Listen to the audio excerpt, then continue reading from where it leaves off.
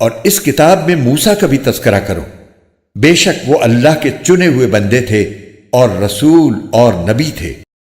ہم نے انہیں کوہ طور کی دائیں جانب سے پکارا اور انہیں اپنا رازدار بنا کر اپنا قرب عطا کیا، اور ہم نے ان کے بھائی ہارون کو نبی بنا کر اپنی رحمت سے انہیں ایک مددگار عطا کیا۔ اور اس کتاب میں اسماعیل کا بھی تذکرہ کرو، بے شک وہ وعدے کے سچے تھے اور رسول اور نبی تھے، اور وہ اپنے گھر والوں کو بھی نماز اور زکوٰۃ کا حکم دیا کرتے تھے اور اپنے پروردگار کے نزدیک پسندیدہ تھے۔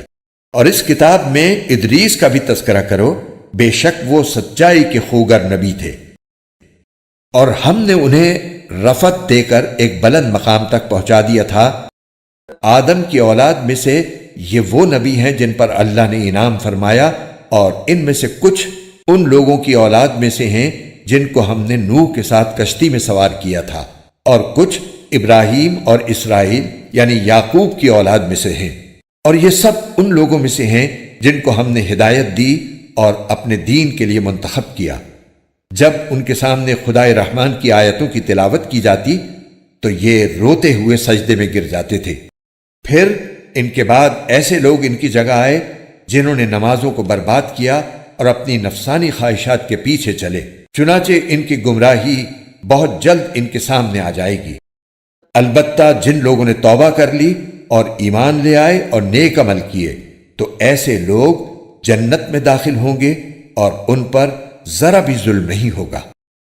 ان کا داخلہ ایسے ہمیشہ باقی رہنے والے باغات میں ہوگا جن کا خدائے رحمان نے اپنے بندوں سے ان کے دیکھے بغیر ان سے وعدہ کر رکھا ہے۔ یقیناً اس کا وعدہ ایسا ہے کہ یہ اس تک ضرور پہنچیں گے۔ وہ اس میں سلامتی کی باتوں کے سوا کوئی لغو بات نہیں سنیں گے، اور ان کا رزق انہیں صبح و شام ملا کرے گا۔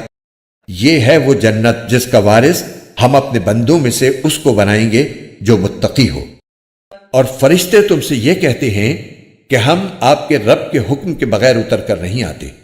جو کچھ ہمارے آگے ہے اور جو کچھ ہمارے پیچھے ہے اور جو کچھ ان کے درمیان ہے وہ سب اسی کی ملکیت ہے، اور تمہارا رب ایسا نہیں ہے جو بھول جایا کرے۔ وہ آسمانوں اور زمین کا بھی مالک ہے اور جو مخلوقات ان کے درمیان ہیں ان کا بھی، لہذا تم اس کی عبادت کرو اور اس کی عبادت پر جمے رہو۔ کیا تمہارے علم میں کوئی اور ہے جو اس جیسی صفات رکھتا ہو؟ مفسر مفتی محمد تقی عثمانی۔ سورہ مریم، آیت نمبر 51۔ تفسیر: حضرت موسیٰ اور حضرت ہارون کا مفصل واقعہ اگلی سورت میں آ رہا ہے۔ آیت نمبر 54۔ تفسیر: پیچھے آیت نمبر 49 میں حضرت ابراہیم کی اولاد میں حضرت اسماعیل کا ذکر اس لیے نہیں کیا گیا تھا کہ ان کی اہمیت کے پیش نظر ان کا تذکرہ علیحدہ کرنا مقصود تھا جو اس آیت میں کیا گیا ہے۔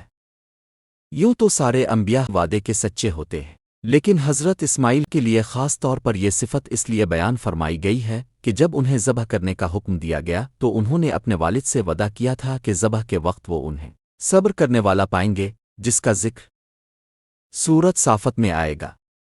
موت کو سامنے دیکھ کر بھی انہیں اپنا یہ وعدہ یاد رہا اور انہوں نے مثالی صبر و ضبط کا مظاہرہ فرمایا۔ اس کے علاوہ بھی وعدے کی پابندی کے معاملے میں ان کے کئی واقعات مفسرین نے بیان فرمائے ہیں۔ آیت نمبر 57۔ تفسیر: اس سے مراد نبوت و رسالت اور تقوی اور بزرگی کا اعلیٰ مرتبہ ہے جو ان کے زمانے میں انہی کو عطا ہوا۔ بائبل میں ان کے بارے میں یہ بیان کیا گیا ہے کہ اللہ تعالیٰ نے انہیں زندہ آسمان پر اٹھا لیا تھا۔ تفسیر کی بعض کتابوں میں بھی ایسی کچھ روایتیں آئی ہیں جن کی بنیاد پر کہا گیا ہے کہ اس آیت میں اسی واقعے کی طرف اشارہ ہے، لیکن یہ روایتیں سند کے اعتبار سے نہایت کمزور اور ناقابل اعتبار ہیں۔ آیت نمبر 58۔ تفسیر: یہ سجدے کی آیت ہے۔ جو کوئی شخص عربی میں یہ آیت پڑھے آسنے اس پر سجدہ تلاوت واجب ہے۔ آیت نمبر 59۔ تفسیر: یعنی ان کی گمراہی کا نتیجہ اللہ تعالیٰ کے عذاب کی صورت میں ان کے سامنے آ جائے گا۔ آیت نمبر 66۔